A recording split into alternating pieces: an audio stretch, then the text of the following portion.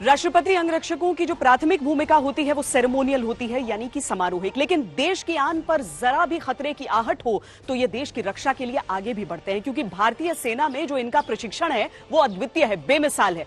ये प्रशिक्षित पैराट्रूपर्स भी हैं, हॉर्समैन भी हैं और टैंकमैन भी। राष्ट्रपति को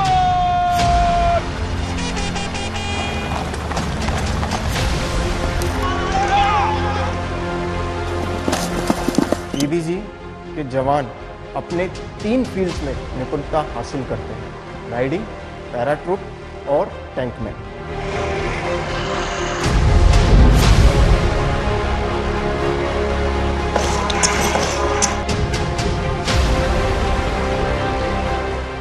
दुश्मन की ललकार पर, देश की एक पुकार पर हर मैदान मारने को तैयार रहते हैं प्रेसिडेंट्स बॉडीगार्ड्स। ऑपरेशनल टास्क के लिए भी हमेशा तैयार रहना है, जिसके लिए हमें मैंडेट किया गया है कि अगर ज़रूरत पड़ने पे और प्रेसिडेंट द्वारा हमें रिलीज करने पे हम 50 इंडिपेंडेंट पैरा ब्रिगेड के साथ ऑपरेशनल टास्क के लिए जो भी हमें टास्क मिलेगा उसको पूरा करेंगे। समारोहों की शान, इतिहास के संरक्षक, युगों की प्रथाओं को जीवित रखने वाले सैनिक केवल प्रतीकात्मक महत्व के नहीं है, ये 3 खास कलाओं में निपुण हैं। घुड़सवारी तो आपने देख ली, इसके अलावा हर पीबीजी सैनिक एक प्रशिक्षित पैरा कमांडो है। 1 महीने की पैरा बेसिक ट्रेनिंग करता है और अपने जो कंपलसरी और नेसेसरी जंप्स है वो करने के बाद उसे एक चिड़िया जो कि विंग्स बोलते हैं वो उसे मिलती है। छाती पर शान से सजे ये विंग्स घोषणा करते हैं कि राष्ट्रपति अंगरक्षक के हर सैनिक के लिए पैरा ट्रेनिंग अनिवार्य है। आसमान की ऊंचाई से जमीन की ओर वो छलांग, जो ऐलान है इनके बेखौफ होने का, जो ऐलान है इनकी क्षमताओं का, जो ऐलान है इस बात का कि दिन हो या रात हो अपनी जमीन या दुश्मन का आसमान हो, इन योद्धाओं का दबदबा हर जगह है। पहले प्रशिक्षण के बाद हर साल ये रिफ्रेशर, रिक्वालिफाइंग जंप्स के लिए जाते हैं। ये इनका जो प्रेसिडेंट बॉडीगार्ड है, ये इनको they are highly trained paratroopers. They have to carry out very regular paratrooping activity.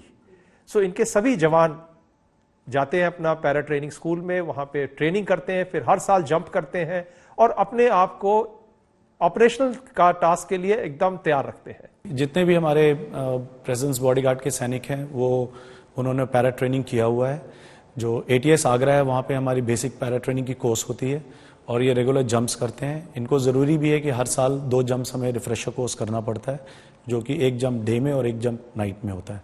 तो ये अगर ज़रूरत पड़ने पे जितने भी लड़के प्रेसिडेंट्स बॉडीगार्ड में, इंक्लूडिंग राइडर्स और ट्रेड्समैन, पूरी की पूरी टीम एक साथ एयरक्राफ्ट से जंप कर सकती है।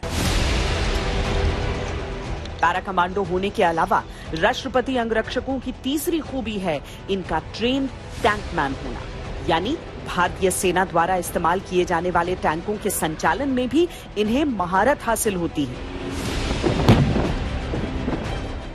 भारतीय सेना में जितने भी घुड़सवार दस्ते हैं वो समय के साथ टैंक दस्तों में तब्दील होते गए।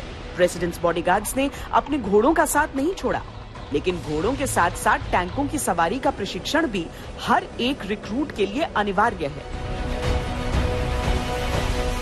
ये जब रिक्रूट्स अटेस्टेशन परेड हो जाती है इनकी, तो ये अहमदनगर भेजे जाते हैं armoured course centre and school में, जहां पे ये बी व्हीकल और टैंक्स के बारे में सिखलाई प्राप्त करते हैं।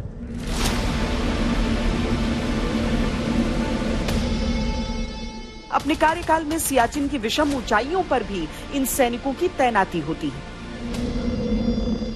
दुनिया की सबसे ऊंची रणभूमि सियाचिन, जहां युद्ध विराम भले ही कायम है, लेकिन मौसम से लड़ाई भी उतनी ही कठिन होती है। प्रेसिडेंट्स बॉडीगार्ड्स का हर सैनिक सियाचिन की उन ऊंचाइयों पर राष्ट्र रक्षा में कम से कम 1 कार्यकाल तैनात होता है। हर यूनिट का जैसे 4 महीने 3 महीने का पोस्ट का टर्न है, उसमें पोस्ट पर जो भी उधर से पोस्ट हमारे को बताई जाती है उस पोस्ट पर बंदा जाता है और वहाँ का माहौल एक अलग ही माहौल है। इतने हाई एल्टीट्यूड पर किसी भी देश का जवान सोल्जर ऐसी ड्यूटी नहीं कर पाता है जो हमारा इंडियन आर्मी का सोल्जर एक अच्छी ड्यूटी वहाँ करता है। और जब वापस उतरता है तो उसका शक्ल एक अलग से, उसकी बड़ी बड़ी दाढ़ी, कालापन पूरा शरीर चेहरे पर, और एक शरीर में वीकनेस लेकर वो उतरता है। लेकिन उसको एक खुशी होती है कि मेरे को इतने दिन से इस पोस्ट पर बांटा गया था और मैं अपने देश के लिए, पूरे पीछे जो देश मेरा खड़ा हो उसके लिए मैं यहाँ पर खड़ा हुआ। पीबीजी के सैनिक बेहद गर्व के साथ अपने इन तमाम किरदारों और दायित्वों का बखान भी करते हैं और निर्वाह भी करते हैं। जितनी निपुणता के साथ ये गोलियां चलाते हैं, उतनी ही कुशलता से ये तलवार भांजते हैं। और जब अंगरक्षक का ये भाला उठता है तो लक्ष्य भेदना तय है। खेलों में भी बेजोड़ हैं ये, अंतर्राष्ट्रीय प्रतियोगिताओं में बाजी मारते हैं। ड्रेसाज की ये स्पर्धा देखिए, ये एक ऐसा खेल होता है जिसमें घोड़ों की ट्रेनिंग की बहुत अहमियत होती है, जहां न के बराबर निर्देश पर घोड़े प्रतिक्रिया करते हैं। जैसा कि आप देख रहे हैं, एक ड्रेसाज अरीना है जिसके अंदर 20 बाई 60 मीटर की लंबाई और चौड़ाई के अंदर घोड़ा और सवार दोनों ही अनुशासित तरीके से रहकर और एक अनुशासन में अच्छा काम करते हैं और परफॉर्म दिखाते हैं अपना।